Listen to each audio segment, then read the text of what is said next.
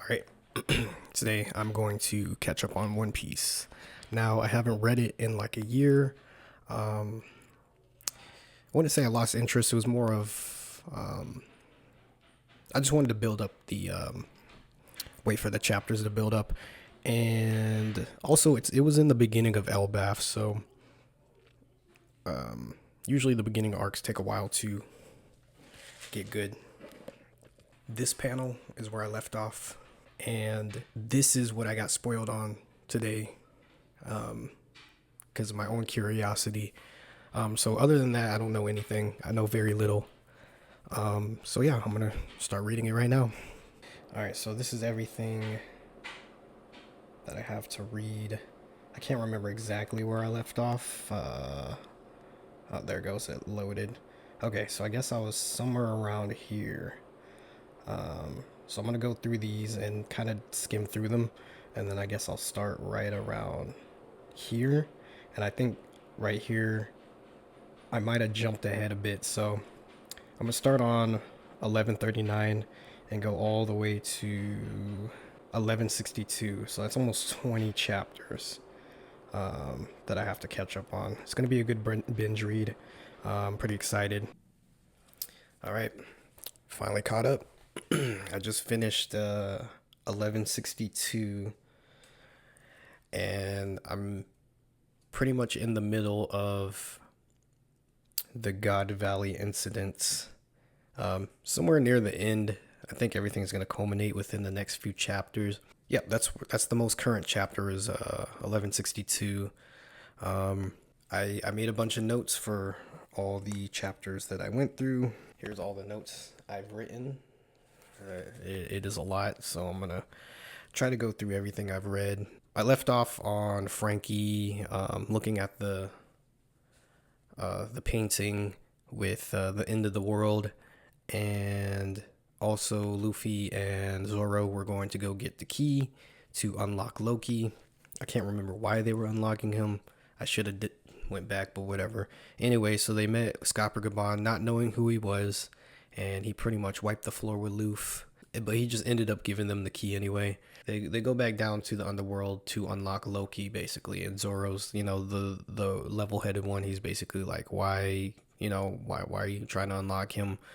Let's, at least get a little more information on the guy before we, unlock him.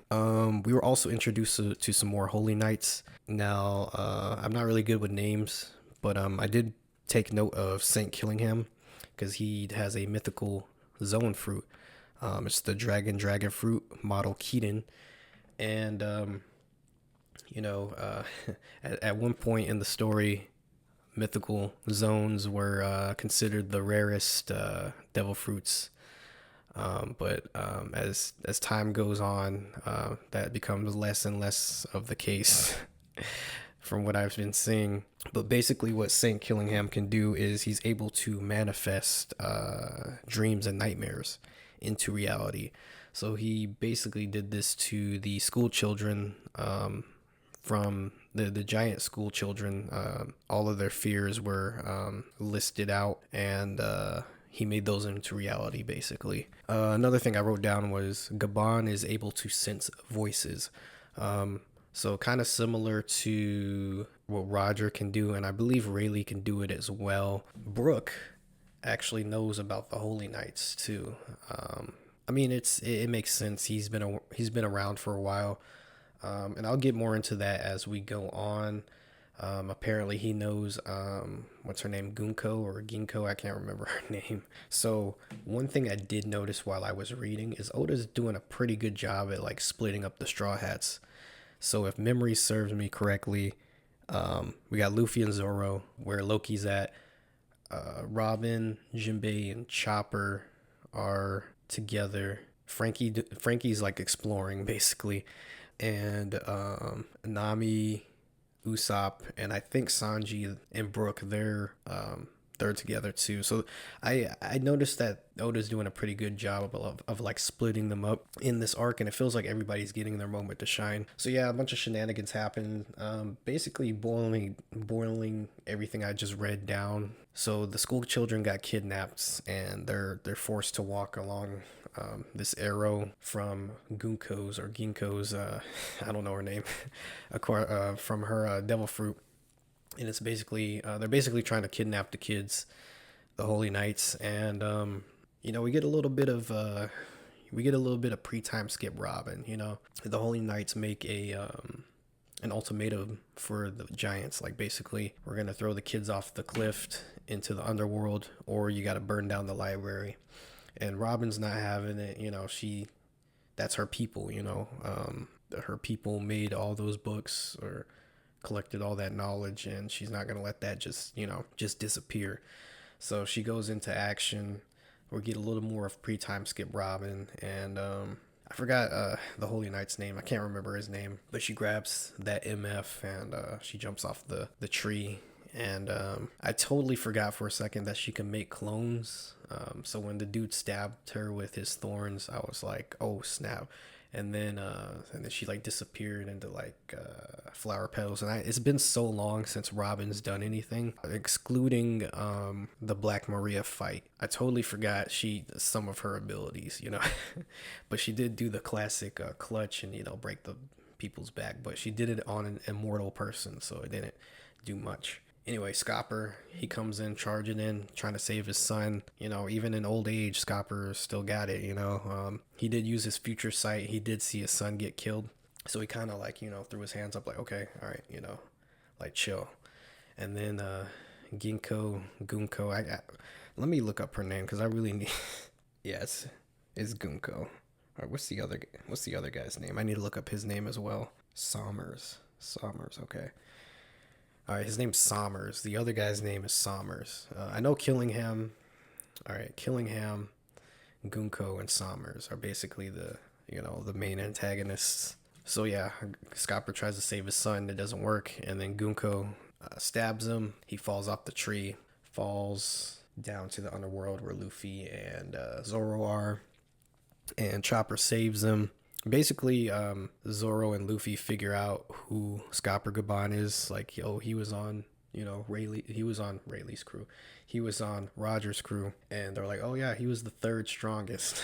Gaban in his almost passed out state, he's like second strongest. That was funny. That made me laugh. I got a good chuckle out of me, if you will.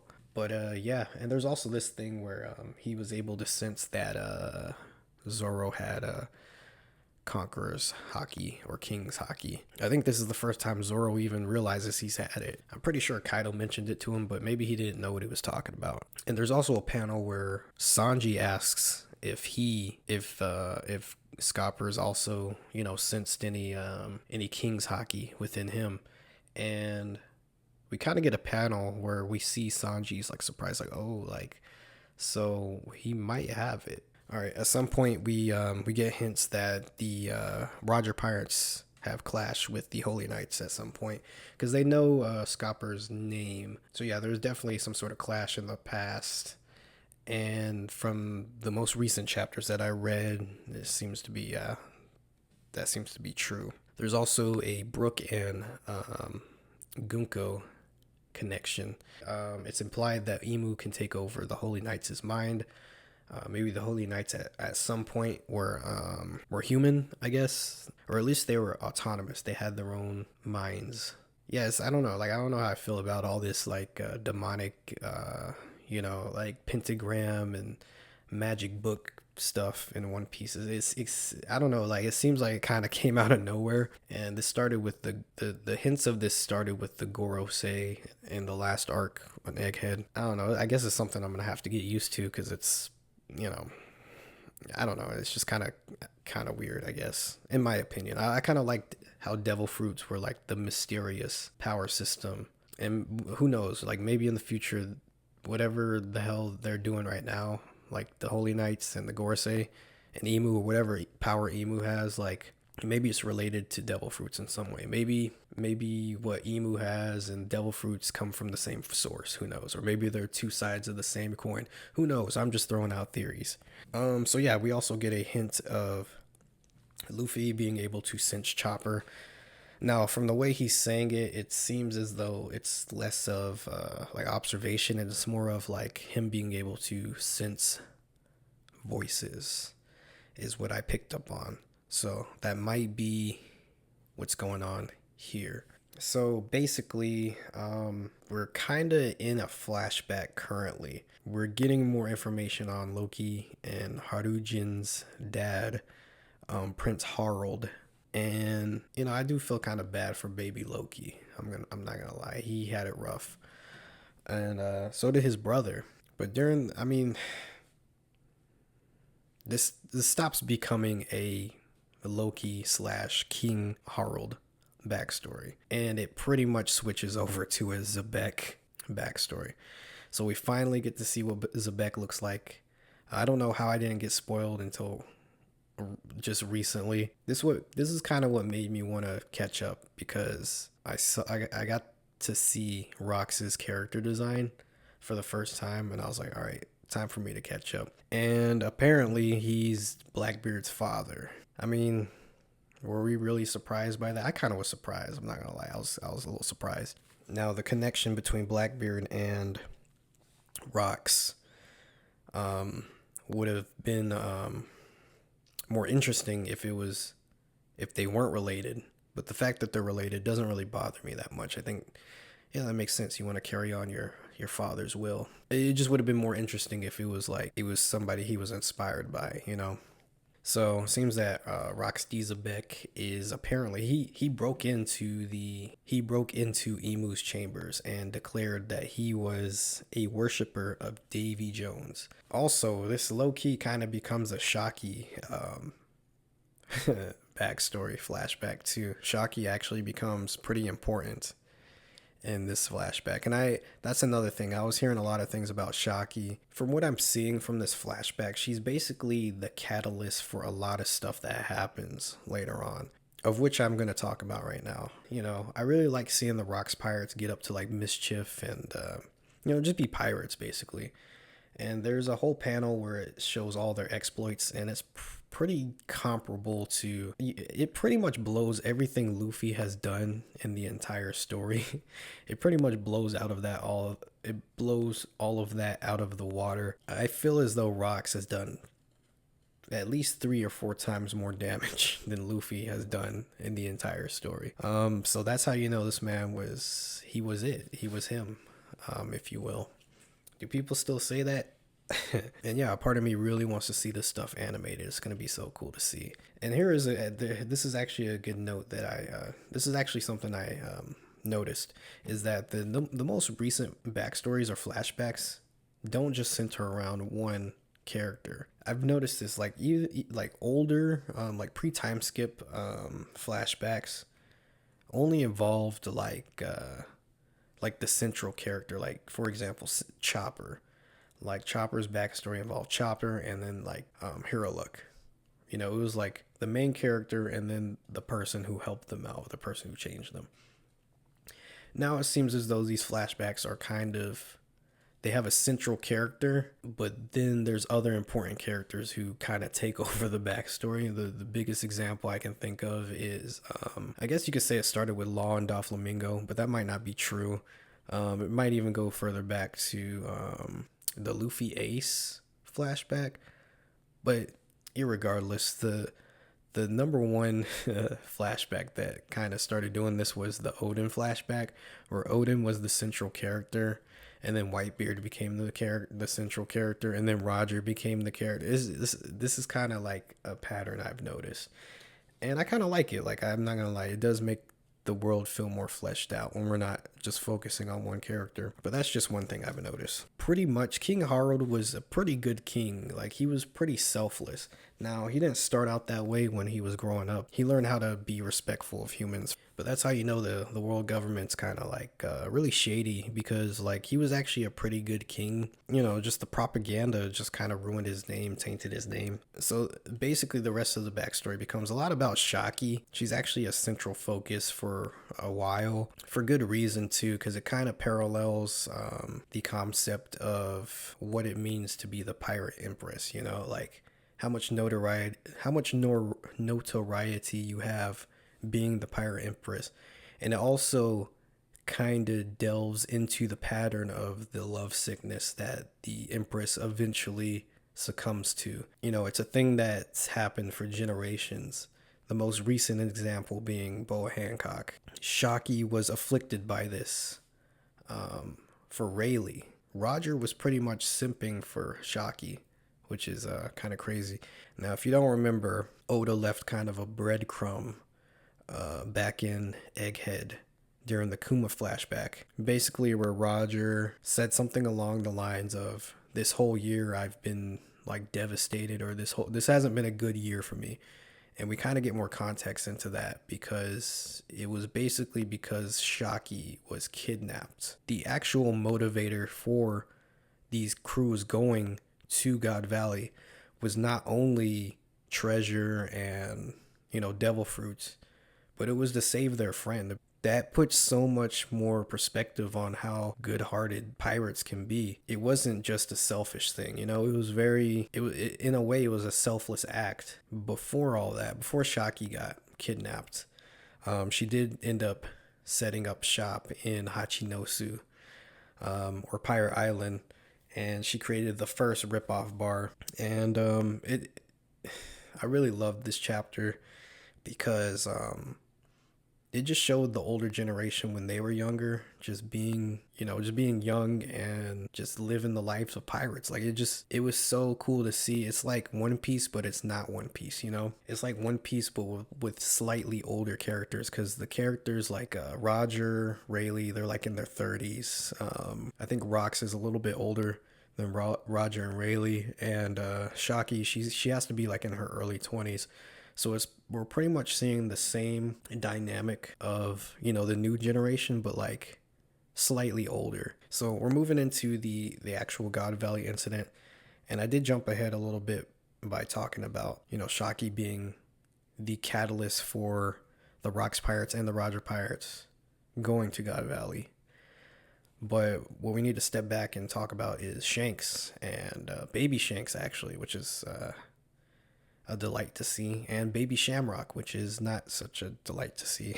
We actually see Shanks's mom, and Figureland Garland is confirmed in this chapter. At least for me, this might have been confirmed by everybody else but me, but you know, it is confirmed that Figureland Garland is Shanks's father. Oh yeah, and Shanks's mom was from God Valley. So what we'll learn eventually is that the Davy clan is basically a clan. I'm not sure if D comes from Davy.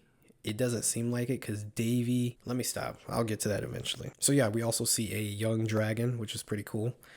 This is probably the youngest we've seen him in the whole story, and he actually plays a pretty big role in God Valley. It seems like he was everywhere.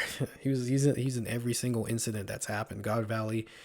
He was in the aftermath of O'Hara. So on the way to God Valley, Harold encounters Zebek, going to God Valley, basically to go save Shockey. Yeah, we actually find out his real name, which he reveals to Harold, and his real name is Davy D. Zebek, and he's part of the Davy clan. Yeah, and like I said, we don't know if D comes from Davy, which it probably doesn't, because Davy D. Jones also had the D in his name, so there had to be somebody before him. He wouldn't have the D in his name if there wasn't somebody before him. You know what I mean? Like, I think you see what I'm trying to say.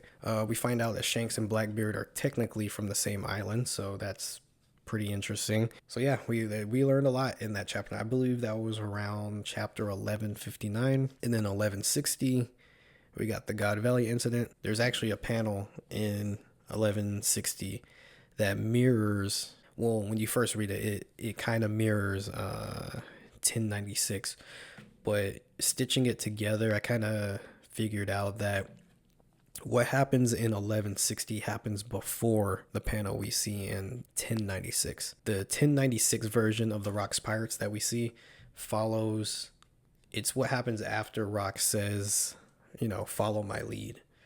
And then Whitebeard's like, wait, hold on, you know, who said I was your follower? So it kind of connects that way. Also, we see that Dragon also saves Shanks and Shamrock, which is kind of cool. He was almost about to get taken out by a holy knight, but he actually got saved by Whitebeard and Big Mom. Oh, and it's also, for me, I mean, I think we already knew this, but Dragon calls Garp dad in this chapter, so it's kind of confirmed that Garp is Dragon's father.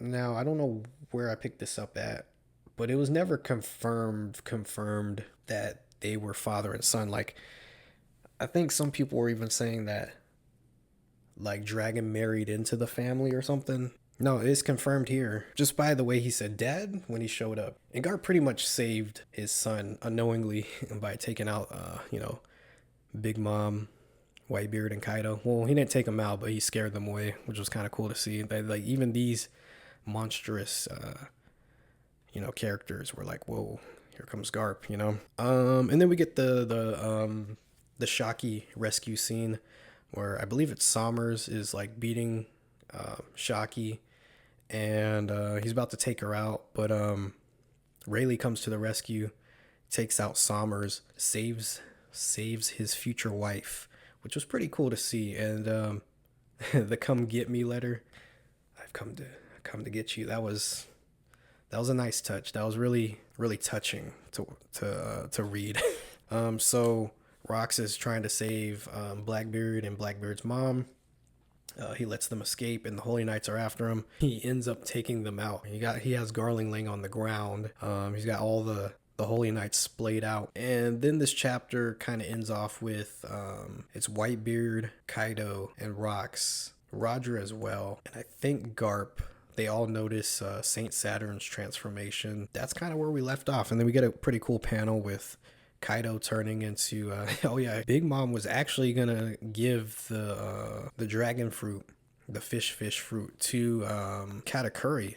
Can you imagine that, Katakuri having this dragon fruit? But Kaido kind of clubs her, takes a big bite.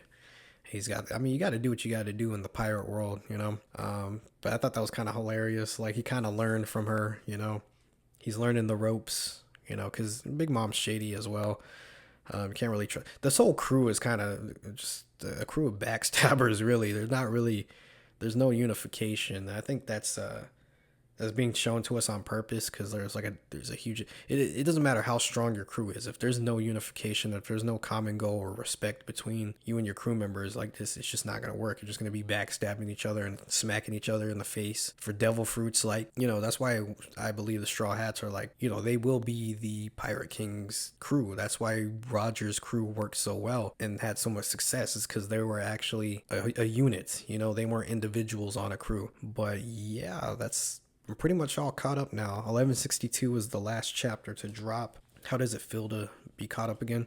Like, a lot happened, but not a lot happened. Yeah, it was a nice little break because it does get exhausting reading week to week to week, especially since I've been doing it for so long, like almost half my life at this point. Letting the chapters build up is so much better. It's such a better reading experience when you can just continuously, you don't have to stop for a week, you forget everything that happens and then go back in, and then it's so much smoother to read it when you have a bunch of chapters piled up. Now, will I let them pile up again? I'll probably let this flashback end, and then I'll probably start letting them pile up again. And this channel, I kind of upload every blue moon when something cool happens in One Piece. I would like to upload more, but like I said, I think I've said this in previous videos, I kind of just like reading the story. I don't really like theorizing as much as other people do. Now, what I would like to do, I would like to start making discussion videos or headcanon stuff, which kind of falls into the category of theorizing, I guess. This was a pretty good read. It was a pretty good catch up. So yeah, I don't really have anything else to say. I'm all caught up again. I'm excited to see where the rest of this flashback goes. All right.